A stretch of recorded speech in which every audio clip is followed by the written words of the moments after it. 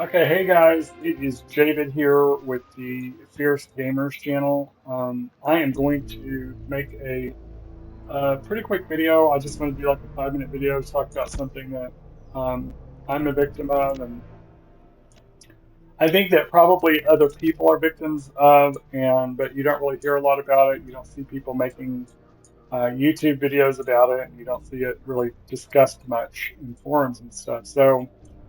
Um, about 2 years ago, which is kind of interesting because it's been about between 2 to 4 years that we started seeing all of these cybersecurity programs being advertised through YouTube and through the internet, where these companies were advertising these programs for people to go through for cybersecurity. And it was about 2 years, maybe 3 years ago. I think it's been about 2 years now. I had two email accounts that I had had for right at 20, a little more than 20 years. So I think I established the first email account back in 1998, and then I lost access to it in 2022 or 20. I think it was 2022 or 2023. I want to say 2022 is when I lost access to this account. Maybe it was 2023. But I had this account for right at 20, 22, 23 years. And I'm thinking to myself, okay, during that time frame, I had used that email account for so many things that I had purchased digitally and had received digital product keys for. Because I'm an avid gamer and I like to buy music online, and I play online games. And so when you play an online game, you usually receive a product key that you have to put into on those companies' websites, and it allows you to download the game. Steam has that where when you buy a game through Steam, a lot of times it is instant installing, and sometimes you get a product key and you have to go to the game's actual website, developer's website, and put that product key in and to receive um, the download of the game. And so we're talking 49.99 at a time, sometimes 69.99, sometimes $100, and then on top of that, two or three expansions, things like this. And so, and all of the digital merchandise that you may have bought while you were in the game, cosmetics, mounts, these are all digital assets, right? And so those were all tied to that email account. And I had two particular games that I was playing that I had spent thousands of dollars with the purchases of the games and the digital merchandise and all of that, and the time that I spent leveling the characters and yada, yada, yada. I only had access to that game through that email. And so Microsoft uh, has made it to where if you utilize their lost access to account function or to recover a email account, it instantly sends you a reply when you use that form. It's like a three page forms that you fill out with emails that three different emails that you frequently email and subject lines for those emails. So you have the actual email account that you emailed, and you have the subject of the email that you sent. That's what it asked you for.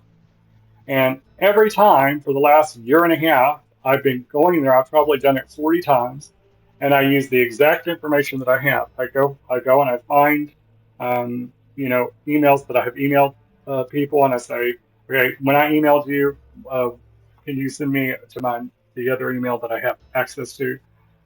Will you send me a copy of that email so I can get the subject and all that? And they send it to me, and so I put the exact word for word, and what's on there. So I provide them with 100% accurate information: date of birth, address, last four digits of credit card that I used, or debit or credit card that I used when making purchases with this account. All of these things, and I've done it probably 40, maybe 45 times. I've tried to get access to my account in the last year and a half, and every time, Microsoft instantly sends me an email saying, after reviewing the information you've provided us, we cannot verify that this account belongs to you. If you feel there's an error, please resubmit the form. Okay, they didn't review anything because it's instant. It's instant. No live person did that. Probably they have an AI system to go through, but if the AI system was doing it, it would see that the information is verbatim, 100% correct, and it would approve it. So it's just auto set to reject the access to regain access to your account. So I'll tell you about, well, why did they do that? Well, I'll tell you why they do that. This is my opinion. And this is not, a lot of people will say this is xenophobic, that I'm being xenophobic against a particular nationality. No, I'm not. And I'm so tired of hearing the word racist and xenophobe and all of these words utilized when we are literally making comments about factual behavior, verifiable, documented, verifiable behavior of these people that we're talking about. And it is not a generalization. This is a standard across the board. Eastern Indians are con artists. They are scammers. They are con artists. They have dedicated millions of people over there in India and their country are in call centers actively calling old, elderly, disabled people all over the world in several different countries, especially the United States, and literally stealing their life savings out of their accounts, claiming to be from Social Security, claiming to be from their bank. The most prevalent scam is they claim they're a bank, they're a representative from their bank. It's so sophisticated that they've got it set up to where when they call these people's smartphones, the caller ID shows the name of their bank and an area code relevant to that, or an 800 number. It doesn't show they're calling from India. It doesn't show anything like that. And they talk to these people and they convince them, and this is something that is, I mean, it is so bad right now. It is just really, really bad. In the entire world, not just me, are saying enough is enough. I mean, when we know that a certain demographic or a certain nationality has a history of this and is actively still doing it, then it needs to be said not to do business with them, or at least not put them in sensitive positions like having access to people's email accounts and to those people's emails and all of the information in those emails, i.e., digital keys, digital purchases, warranty keys, warranty registrations, yada, yada, yada. Access to digital music that you have to have digital keys for, passwords for, blah, blah, blah, blah. With access to my email that I've had for 23 years, they have hundreds of thousands of dollars worth of digital merchandise in those emails, stored in those emails that I have saved. And that's why they are refusing to allow me to have access back to it. So how did I lose access to it? It's very simple, and I'm sure that many people watching this video, because of the title, has had the same thing happen to you. I had set up on this particular Hotmail and Outlook account, I had set up a email as a secondary verification and a cell phone number. So I had set that up 20 years ago, right? And I think I had resubmitted the information again probably 10 years ago, maybe 10 years. I think 10 years ago I had to resubmit it. And so I had to update it, and I did remember to do it because I was changing my phone number, and before I actually lost access to the account, to the phone number that I had on there, I changed the phone number that was on there to the new phone that I was getting, because I had both of the phones active at the same time. Well, this last time, a year and a half ago, I didn't do that. I don't know if I forgot to do that, or I don't know what happened, but I lost my cell phone. My cell phone was starting to get used by somebody else, and I told the company, shut down that account immediately, and so they did. And so I no longer had access to that phone or to that phone number.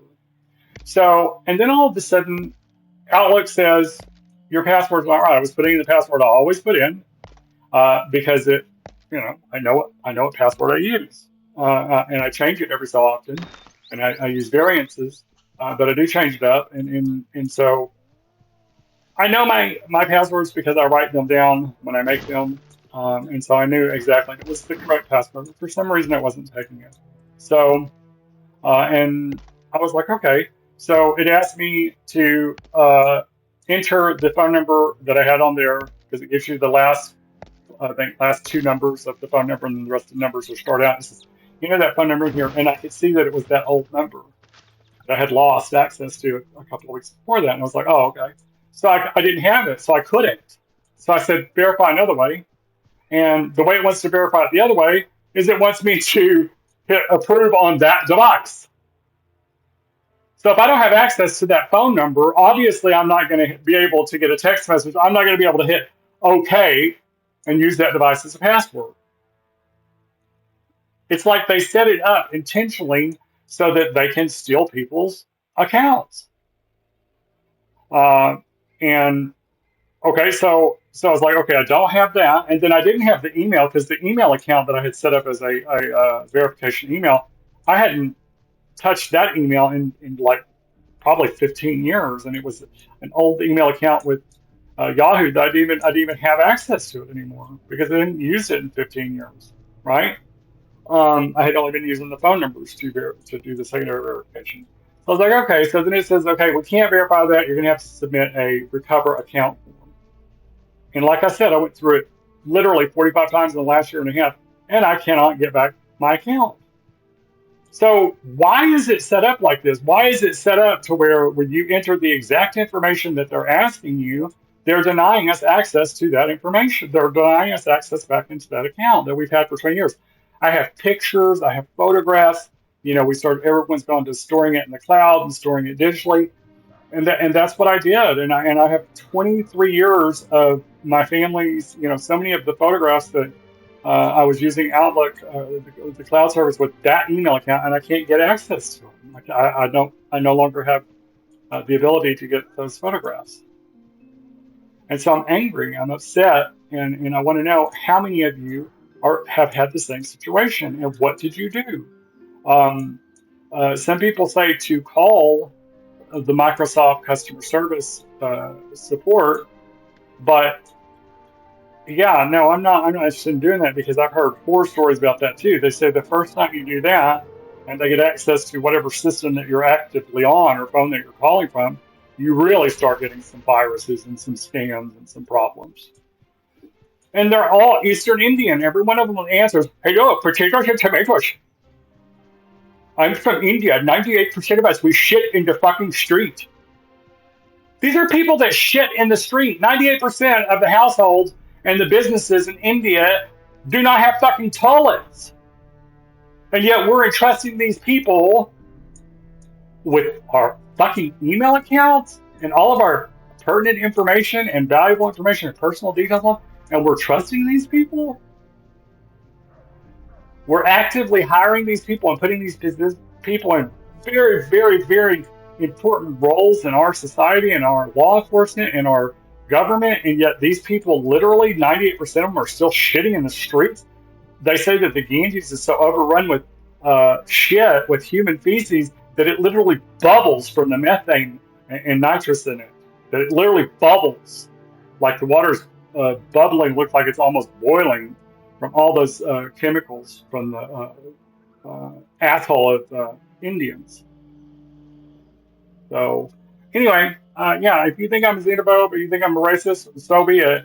But I have boycotted every and any type of interaction with any type of Eastern Indian because, in my opinion, they're all con artists. I don't care if they're in the position of an MD. I don't care what their position is. They are con artists. They are taught from the time they were born that if they can steal, if they can con, if they can trick somebody out of something, if they can somehow gain some kind of value from somebody in any way, shape, form, or fashion to do it, that's what they're taught and that's what they believe. Period.